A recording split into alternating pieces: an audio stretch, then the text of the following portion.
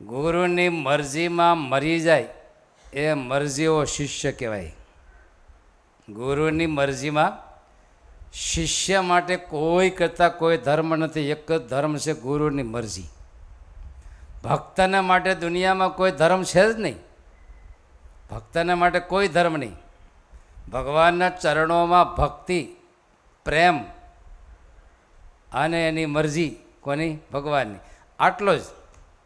બીજું કોઈ એના માટે ધર્મ બરમ કોઈ લખ્યું જ નથી. કોઈ ભક્ત અને ભગવાન વચ્ચે ભક્તિ સિવાય કોઈ ધર્મ નહીં. એમ શિષ્ય અને ગુરુ વચ્ચે મરજી સિવાય કોઈ ધર્મ નહીં. હજી એક પાત્ર બોલું, તમારા ફાયદામાં છે, જો મેળ આવી જાય તો. પરિણા પછી સ્ત્રીને પતિની મરજી સિવાય કોઈ ધર્મ નથી લખ્યો. બીજા બધા ધર્મ હોય એ આનુષંગિક બધા, મુખ્ય ધર્મ તો એક જ, પતિની મરજી.